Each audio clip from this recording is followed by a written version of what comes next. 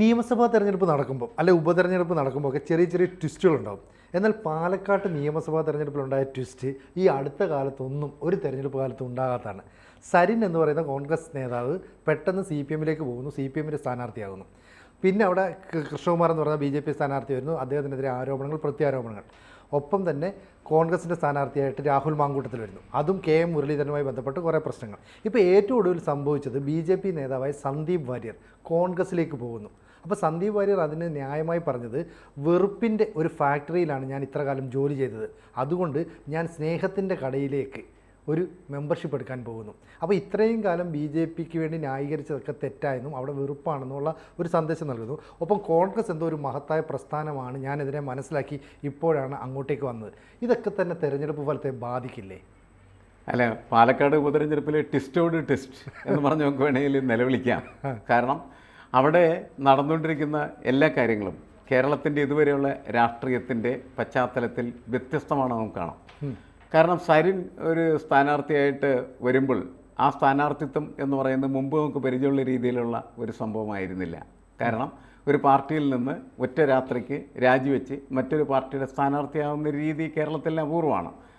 അതാണ് ആ സംഭവം. രണ്ടാമത്തെ കാര്യം എന്ന് പറയുന്നത് രാഹുൽ മാങ്കൂട്ടത്തിനെതിരായിട്ട് ഉയർന്നു വന്ന ആരോപണങ്ങളും പ്രശ്നങ്ങളും, പ്രത്യേകിച്ച് മുരളീധരനുമായിട്ട് ബന്ധപ്പെട്ട വിഷയങ്ങൾ, അതെല്ലാം എനിക്ക് തോന്നുന്നത് മുൻപ് നമുക്ക് പ്രതീക്ഷിക്കാൻ പറ്റുന്നതിനേക്കാൾ അപ്പുറത്താണ്.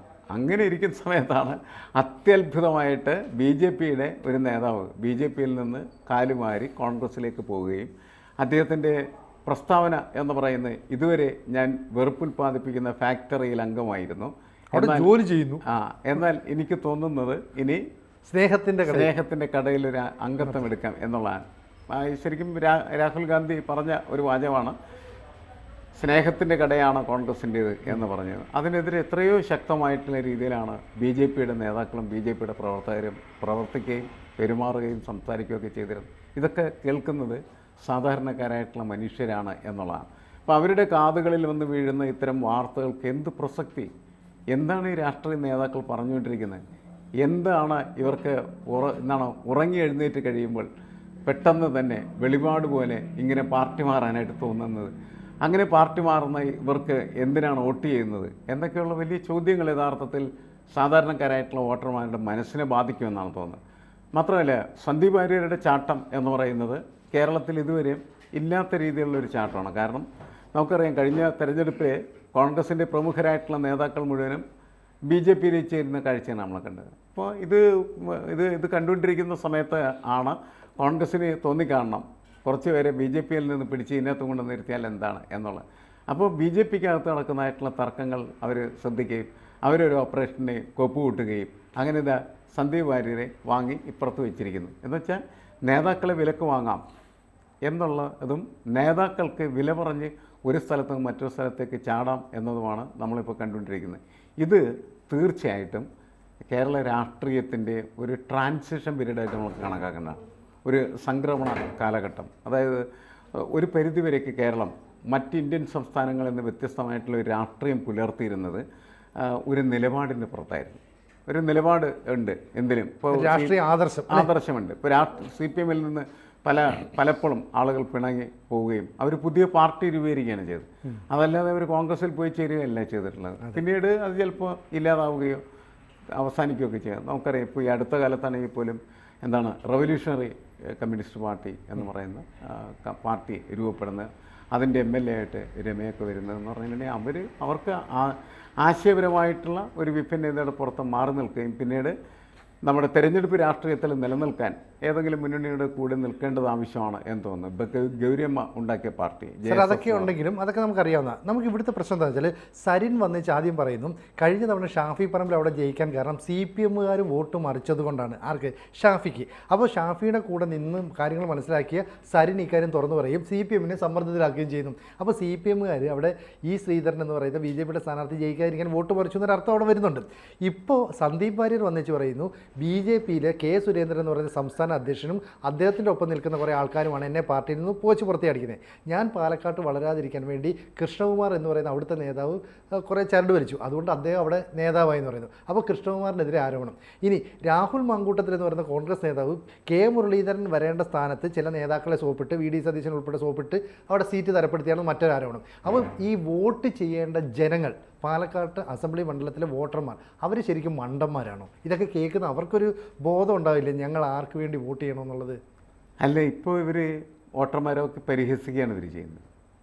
അതല്ല നമ്മൾ ഇതിനകത്ത് കണ്ടുകൊണ്ടിരിക്കുന്നത്. കാരണം വെച്ചാൽ ഞങ്ങൾ ഈ ചെയ്യുന്ന എല്ലാ കാര്യങ്ങൾക്കും നിങ്ങൾ എല്ലാവിധമായിട്ടുള്ള സപ്പോർട്ടും നൽകണം. എന്തിനാണ് ഇവർക്ക് വോട്ട് ചെയ്യുന്നത്? കാരണം ഇവരിപ്പോൾ ഇലക്ഷന് മുമ്പ് അധികാരത്തിന് വേണ്ടി ഒരു സ്ഥലത്ത് നിന്ന് മറ്റൊരു സ്ഥലത്തേക്ക് ചാടുന്നു. ഇനി ഇലക്ഷൻ കഴിഞ്ഞതിന് ശേഷം ഇവരവിടെ നിൽക്കില്ല, അല്ലെങ്കിൽ വേറെ എവിടേക്കും പോകില്ല എന്നുള്ളതിന് എന്താ ഉറപ്പുള്ളത്? ഒരു ഉറപ്പില്ല എന്നുള്ളതാണ്. പോകില്ല എന്നുള്ള കാര്യത്തിനും ഉറപ്പില്ല, പോകും എന്ന കാര്യത്തിനും ഉറപ്പില്ല. അപ്പോൾ ഇവരെങ്ങോട്ട് വേണമെങ്കിലും മരഞ്ചാടാം. അങ്ങനെ വരുമ്പോൾ വോട്ടർമാരെന്തിനു വോട്ട് ചെയ്യണം?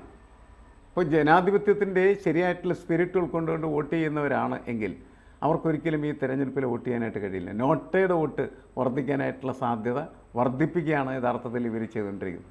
മാത്രമല്ല, രാഷ്ട്രീയം എന്ന് പറയുന്നത് വൃത്തികെട്ട അധികാരക്കളി മാത്രമാണ് എന്ന് ഇവർ ജനങ്ങളുടെ മുന്നിൽ ഇങ്ങനെ പറയുക മാത്രമല്ല ചെയ്യുന്നത്, സാക്ഷ്യപ്പെടുത്തുകയാണ് സ്വയം പ്രവർത്തനത്തിലൂടെ എന്നാണ് ഞാൻ മനസ്സിലാക്കുന്നത്. അതിലിപ്പോൾ CPMൻ്റെ നേതാക്കളായാലും കോൺഗ്രസിൻ്റെ നേതാക്കളായാലും അതുപോലെ BJPയുടെ നേതാക്കളായാലും വ്യത്യസ്തരാകുന്നില്ല എന്നുള്ള ഒരു സന്ദേശം കൂടി അതിൻ്റെ അകത്തുണ്ടല്ലോ. ഇതെല്ലാം ഒന്ന് തന്നെയാണ്. ഇവിടെ നിന്ന് ഈ അടിയിൽ അവിടെ, അവിടെ നിന്ന് ഈ അടിയിൽ അപ്പുറത്ത്. അതുകൊണ്ട് നിങ്ങൾ ആർക്കും വോട്ട് ചെയ്തിട്ടും കാര്യമൊന്നുമില്ല. കാരണം എന്താണ്, ഞങ്ങളുടെ സ്ഥാനം ഉറപ്പിക്കും. വോട്ട് നിങ്ങൾ ചെയ്താലും ഇല്ലെങ്കിലും ആരെങ്കിലും ഒരാൾ ജയിക്കുമല്ലോ. അപ്പോൾ അതുകൊണ്ട് ഞങ്ങളുടെ സ്ഥാനം സേഫ് ആയിരിക്കും. അതെ, ഞങ്ങളുടെ സ്ഥാനം എപ്പോഴും സേഫ് ആയിരിക്കും എന്നുള്ളതാണ്. അപ്പോൾ നമ്മൾ പലപ്പോഴും കണ്ടുകൊണ്ടുള്ള കാര്യമാണ്, ഈ നമ്മുടെ സർക്കാരുകൾ ഇങ്ങനെ മാറി വരും. ചിലപ്പോൾ CPMൻ്റെ സർക്കാരായിരിക്കും, ചിലപ്പോൾ കോൺഗ്രസിൻ്റെ സർക്കാരായിരിക്കും, ഇനി കുറേ കഴിയുമ്പോൾ BJPയുടെ സർക്കാർ എന്നുള്ള രീതിയിൽ നമുക്ക് ചിലപ്പോൾ മാറ്റി പറയേണ്ടായിരിക്കും. ഏത് സർക്കാർ വന്നാലും ഒരു തരത്തിലും ബാധിക്കാതെ വലിയ തരത്തിൽ ഈ അധികാരത്തിൻ്റെ എല്ലാ അസുഖങ്ങളും അനുഭവിച്ച് അതിൻ്റെ അഴിമതി നടത്തുന്ന വലിയൊരു ബ്യൂറോക്രസി നമ്മുടെ കേരളത്തിലുണ്ട്. അവരെപ്പോഴും ഇരുന്നിച്ചിരിക്കുകയാണ്. കാരണം എന്ത് സംഭവിച്ചാലും ഞങ്ങളുടെ സ്ഥാനം സുരക്ഷിതമാണ്. അതേപോലെ ഇപ്പോൾ രാഷ്ട്രീയ നേതാക്കളിരുന്ന് വോട്ടർമാരെ നോക്കി ഇങ്ങനെ ചിരിക്കും. നിങ്ങൾ ആർക്കും വേണ്ടി ഒരു കാര്യമില്ല, ഞങ്ങളുടെ കഴിവനുസരിച്ച് ഞങ്ങൾ ഏതെങ്കിലും അധികാര സ്ഥാനം പിടിച്ചിരിക്കും, ഉറപ്പാണ്. അപ്പോൾ എന്താണ്, അധികാരം പിടിക്കുന്നതിന് വേണ്ടിയുള്ള ചാട്ടമായിട്ടാണ് ഇതെല്ലാം മാറിത്തീരുകയും അത് ഏറ്റവും നാണം കെട്ട രീതിയിലായിത്തീരുകയും അതിൻ്റെ എന്താണ് പരീക്ഷണശാലയായിട്ട് പാലക്കാട് മാറുകയും ചെയ്തു. എങ്ങനെ വോട്ടർമാർ അതിനോട് പ്രതികരിക്കുമെന്നത് തെരഞ്ഞെടുപ്പ് കഴിഞ്ഞാൽ നമുക്ക് മനസ്സിലാക്കാൻ കഴിയും. ഇപ്പോൾ ഈ പാലക്കാട്ടെ ഒരു വോട്ടർമാരുടെ ഒരു നില, അപ്പോൾ പണ്ട് പോലെ CPMന് വലിയ ശക്തിയൊക്കെ ഉണ്ടായിരുന്നു, വലിയ കാര്യമൊക്കെ ഉണ്ടായിരുന്നു. പിന്നീട് അത് BJPയിലേക്ക് മാറി മറിഞ്ഞായിരുന്നു.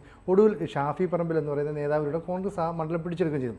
അപ്പം ഈ CPMകാർക്ക് തന്നെ പലർക്കും സരിനെ ഇഷ്ടമല്ല.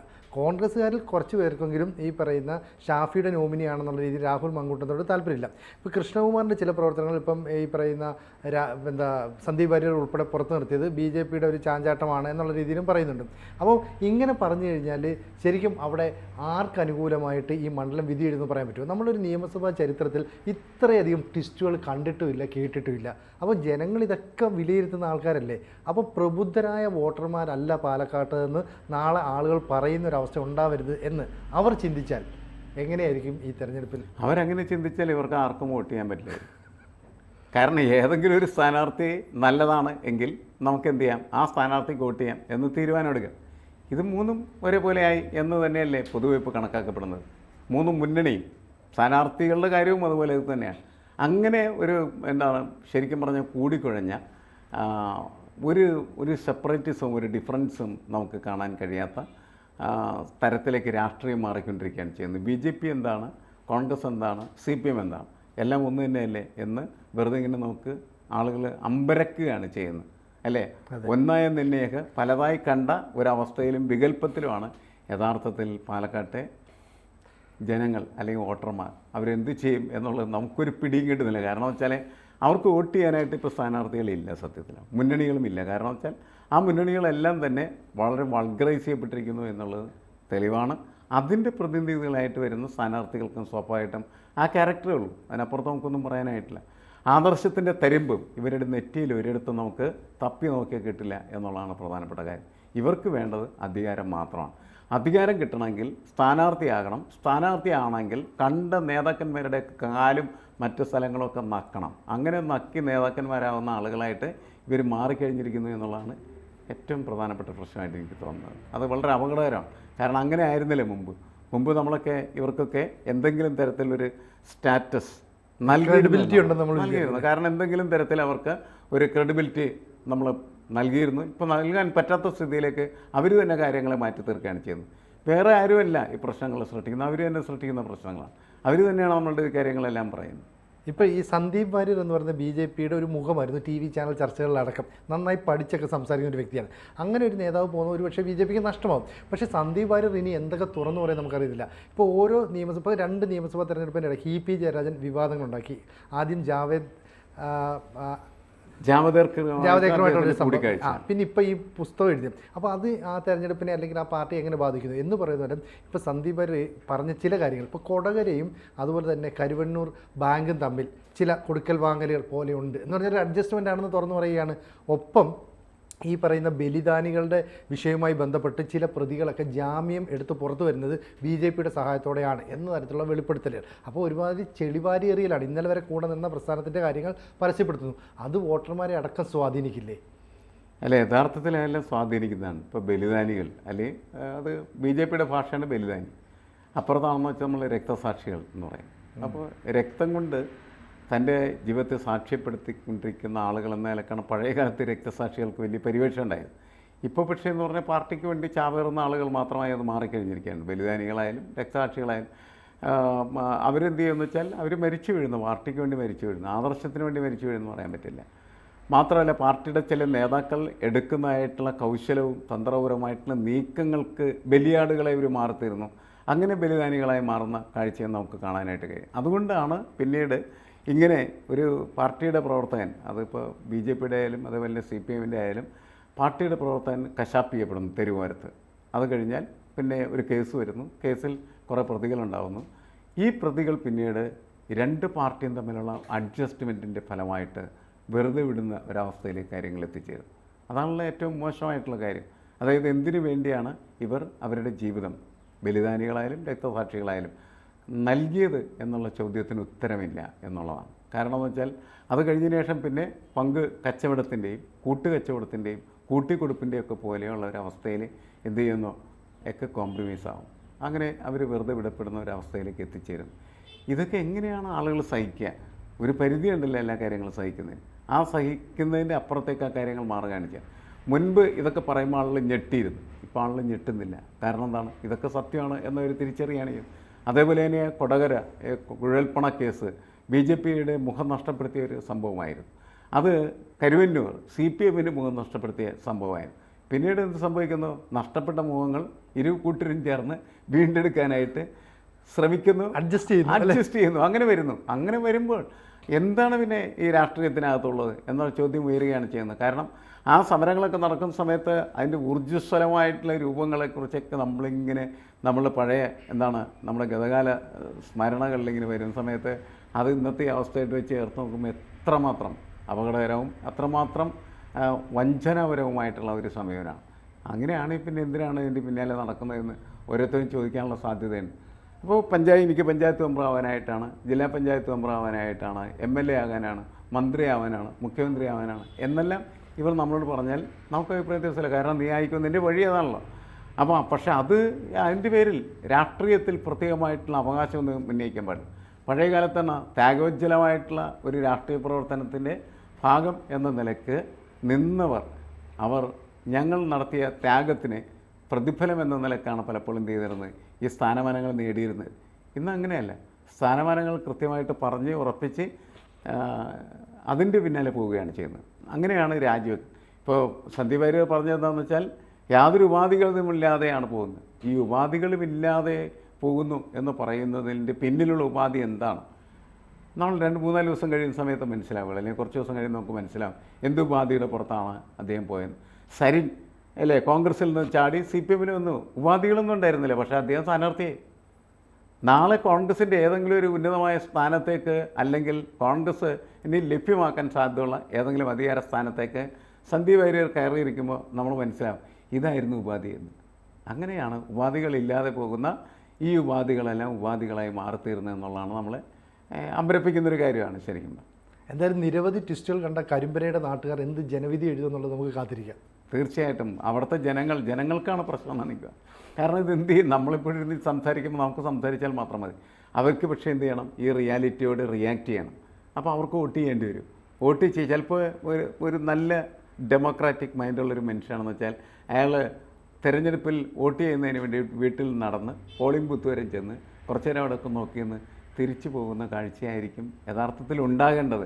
അതല്ല വോട്ട് ചെയ്യാനായിട്ടൊരു സ്കോപ്പ് ഇതിൻ്റെ അകത്ത് ഈ സ്ഥാനാർത്ഥികളിലില്ല എന്നാണ് നമുക്ക് തോന്നുന്നത്. കൂടുതൽ വാർത്തകളും വിശേഷങ്ങളും നിങ്ങളിലേക്ക് എത്താൻ ABC മലയാളം സബ്സ്ക്രൈബ് ചെയ്യുക, ബെൽ ബട്ടണും അമർത്തുക.